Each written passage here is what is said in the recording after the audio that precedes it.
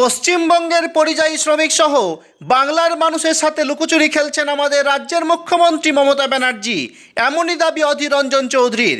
পরিযায়ী শ্রমিকদের বাংলা ফেরাতে মুখ্যমন্ত্রী সদিচ্ছা নেই বলে দাবি অধীর বাবুর। তিনি রেলমন্ত্রী পীযূষ গোয়েলের কাছে পশ্চিমবঙ্গের পরিযায়ীদের রাজ্যে ফেরানোর আবেদন জানান। তিনি পশ্চিমবঙ্গ সরকারকে মানবিক হওয়ার আবেদন জানায়। প্রতিদিন 100টি করে ট্রেন রাজ্যে পাঠানো যাবে বলে জানান রেলমন্ত্রী। অধীরবাবু তার ফেসবুক পেজে এমনই দাবি করে পোস্ট করেছেন। দেখা যাক অধীরবাবু কি বললেন, আমরা দেখব সরাসরি সেই ভিডিও। বাংলার মুখ্যমন্ত্রী মমতা ব্যানার্জি, আপনার বিরুদ্ধে আমি একটা অভিযোগ করছি। সেটা হলো এই যে বাংলার মানুষের সঙ্গে আপনি লুকোচুরি কেন খেলছেন, কেন মিথ্যা কথা বলছেন, কেন বাংলার মানুষকে ধোকা দিচ্ছেন। প্রথমে দুটো ট্রেন যাওয়ার পর 8টা ট্রেনের কথা হলো। 8টা ট্রেনের কথা হলো, আপনার সরকারও বলেছে 8টা ট্রেন আমরা আনছি বাংলায়। তার তালিকা তৈরি হলো, তার কোথা থেকে কোথায় আসছে মানুষকে জানানো হলো। এখনই আমি ভারতবর্ষের স্বরাষ্ট্র মন্ত্রকের সাথে কথা বলেছি। এখন স্বরাষ্ট্র মন্ত্রক কি বলছে? 8টার মধ্যে মাত্র 2টো ট্রেন আপনি অনুমতি দিয়েছেন আপনার রাজ্যে নিয়ে যাওয়ার। কি করছেন এটা বাংলা মানুষের সঙ্গে? আপনি যদি মনে করেন আপনি আনবেন না, যেখানে তারা আছে সেখানে তাদের থাকা খাওয়ার ভালো ব্যবস্থা করুন। দিল্লির সরকার খোঁজ নিয়ে দেখুন, এক একটা পরিযায়ী শ্রমিক যারা এসছে এখানটায় তাদেরকে 5,000 টাকা করে দিচ্ছে। আপনি যারা কেরলে, তামিলনাড়ুতে, কর্ণাটকে, মহারাষ্ট্রে, পুনেতে, রাজস্থানে, দিল্লিতে ফেঁসে আছে, তাদেরকে কোনো সাহায্য তো করছেন না। এখন তাদের খাওয়ার সংকট হচ্ছে। কেরল থেকে মানুষ কাঁদছে আমার কাছে, তামিলনাড়ু থেকে কাঁদছে, কর্ণাটক থেকে কাঁদছে, মহারাষ্ট্র, পুনা, রাজস্থান, দিল্লি থেকে মানুষ কাঁদছে। এখন তাদের খাওয়ার সংকট তৈরি হয়ে গেছে। তারা বলছে আমরা আত্মহত্যা করবো। বাংলার মুখ্যমন্ত্রী কিভাবে আপনাকে বোঝাবো? একদিকে পরিযায়ী শ্রমিক, রুগী, তার পরিবার, ছাত্র ছাত্রী, পর্যটক, সকলের জীবন জেরবার হয়ে গেছে। সবাই তো দিল্লি থেকে ট্রেন ধরতে পারবে না। যারা কেরলে আছে তারা কি দিল্লি থেকে ট্রেন ধরতে পারবে? যারা তামিলনাড়ুতে আছে তারা কোথায় যাবে? যারা মহারাষ্ট্রে তারা যাবে কোথায়? কেরল থেকে তামিলনাড়ু হাজারে হাজারে শ্রমিক বেরিয়ে আসছে, তারপর তাদের জানা নাই কোথায় যাবে। বাংলার মানুষের জন্য আপনি মুখ্যমন্ত্রী এক বড় বিপর্যয় ডেকে আনছেন শুধু পরিকল্পনার অভাবে। আপনার ইচ্ছাটা মানুষকে বলুন। আপনি বলুন যে আমি পরিযায়ী শ্রমিক আনবো না।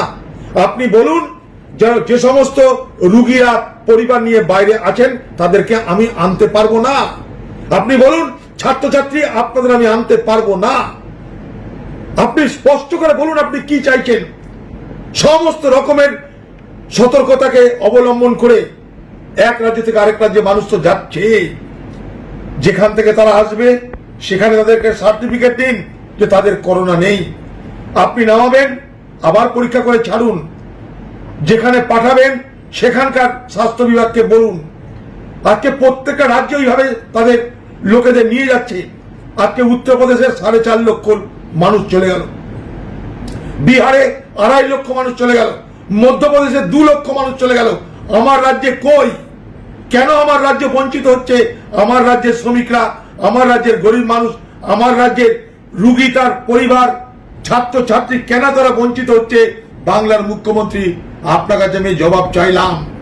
আপনি একটা সচিবকে পরিবর্তন করে মানুষের চোখে ধুলে দেওয়ার চেষ্টা করবেন না। আপনি নিজে সমস্ত সমস্যার সব থেকে বড় কারণ আপনি নিজে। কারণ আপনার কোনো পরিকল্পনা নেই। আপনার কোনো পরিকল্পনা নেই। পরিকল্পনাবিহীন ভাবে বাংলা চলছে আজ। তাই বাংলায় যারা আছে তাদেরও দুরবস্থা, বাংলার বাইরে যারা আছে তাদেরও দুরবস্থা। এবং সকলের দুরবস্থার সব থেকে বড় কারণ পরিকল্পনাহীন, খামখেয়ালি এক নেত্রী মমতা ব্যানার্জি, যিনি আজ বাংলার মুখ্যমন্ত্রী। আমি আবার ভারতবর্ষের রেল দপ্তরের মন্ত্রী পীযূষ গোয়েল সাহেবের সঙ্গে কথা বললাম আমার সেই একই আবেদন নিয়ে, যে আবেদন আমার কাছে সারা ভারতবর্ষ থেকে বাংলার পরিযায়ী শ্রমিক আটকে পড়া মানুষ আমাকে করছে। তাদের কথা অনুযায়ী আমি ভারতবর্ষের রেলমন্ত্রীকে আবার বললাম যে আপনি বাংলার আটকে যাওয়া মানুষ যারা ভারতবর্ষের বিভিন্ন রাজ্যে এক অসহায় জীবন কাটাচ্ছে, এক দুর্বিষহ জীবন কাটাচ্ছে, আপনি তাদেরকে বাংলায় ফিরিয়ে দেওয়ার জন্য যথাযথ ব্যবস্থা করুন। আমার একটাই আপনার কাছে আবেদন ভারতবর্ষের রেলমন্ত্রীকে, এই কথাই বললাম আমি। উত্তরে ভারতবর্ষের রেলমন্ত্রী আমাকে বলল, আপনার যেমন দুঃখ হচ্ছে আমারও ঠিক সেই রকমই দুঃখ হচ্ছে, কারণ আমিও মহারাষ্ট্র থেকে নির্বাচিত একজন জনপ্রতিনিধি। সেই মহারাষ্ট্রের মানুষগুলোকে পর্যন্ত আমি পাঠাতে পারছি না, অথচ আমি একটা রেলমন্ত্রী। তার কারণ একটাই, আবার বলছি কিছু মনে করেন না, পশ্চিমবঙ্গ রাজ্যের সরকার চাইছে না। পশ্চিমবঙ্গ রাজ্যের মুখ্যমন্ত্রী যদি চাইতো তাহলে এই সমস্যা আমাকে শুনতে হতো না। তিনি আমাকে এমন বললেন কি জানেন, পীযূষ গোয়েল আমাকে বলছেন কি জানেন, বলছে আমি আপনাকে কথা দিচ্ছি, আপনি কংগ্রেস দলের নেতা পার্লামেন্টের, আপনাকে আমি কথা দিচ্ছি, আপনি এটা বলতে পারেন প্রেসকে, বলতে পারেন যাকে খুশি তাকে, যে আমি প্রতিদিন 100টা করে গাড়ি দিব আপনার রাজ্যের জন্য। প্রতিদিন আমি আপনার রাজ্যকে 100 করে গাড়ি দিতে রাজি আছি, শুধুমাত্র আপনার রাজ্য আমার কাছে 100 গাড়ি চালানোর জন্য অনুমতি দিই। পীযূষ গোয়েল সাহেবকে আমি বললাম, আমি কি আপনার এই কথাটাকে কোট করতে পারি? বলছি 100 বার করতে পারেন।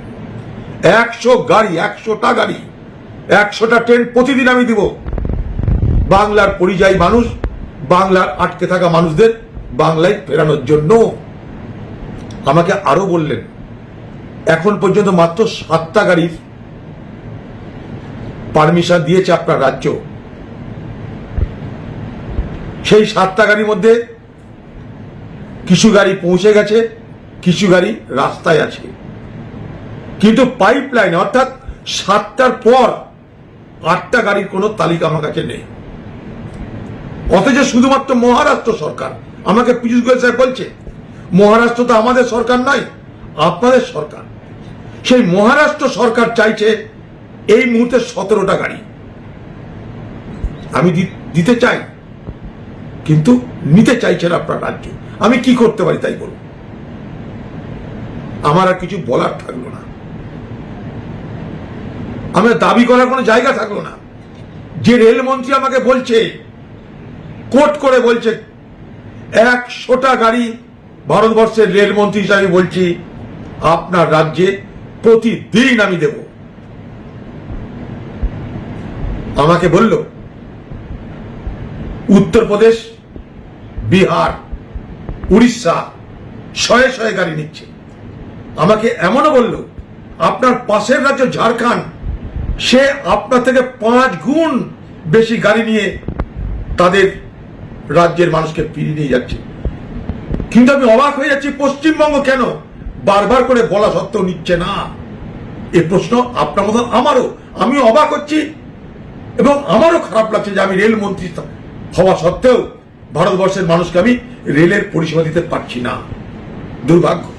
আবার বলছি বাংলার মানুষ দুর্ভাগ্য। আবার আমি বাংলার মুখ্যমন্ত্রী মমতা ব্যানার্জিকে অনুরোধ করব, বাংলার মুখ্যমন্ত্রী মমতা ব্যানার্জি আপনাকে অনুরোধ করব, আপনি মামাটি মানুষের নেত্রী, আপনি জনগণের দ্বারা নির্বাচিত ভারত পশ্চিমবঙ্গের মুখ্যমন্ত্রী।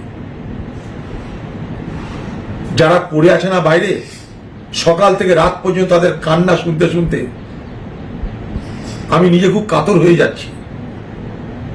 আমার কাছে অনেকে কি বলছে জানেন দিদি, বলছে আপনারা যদি না নিয়ে যান আত্মহত্যা করা ছাড়া আর কোনো গতি থাকবে না। তারা বলছে আমাকে আপনারা বাংলায় ফিরিয়ে না নিয়ে গেলে আত্মহত্যা করা ছাড়া আমাদের কাছে রাস্তা থাকবে না। পশ্চিমবঙ্গের মুখ্যমন্ত্রী আপনি বলুন যে তাদেরকে আপনি ফিরিয়ে আনবেন, আপনি বলুন। তারা শুনতে চাইছে আপনার কাছে তারা বড় দুঃখী, বড় অসহায়, বড় যন্ত্রণা ক্লিষ্ট জীবনযাপন করছে। তাদেরকে আপনি সান্ত্বনা দিন, সহযোগিতা করুন, তাদেরকে থাকা খাওয়ার ভালো ব্যবস্থা করুন। প্রত্যেকটা রাজ্যে এতদিন তারা খাবার পাচ্ছিল মোটামুটি, এখন সেগুলো বন্ধ হতে চলেছে।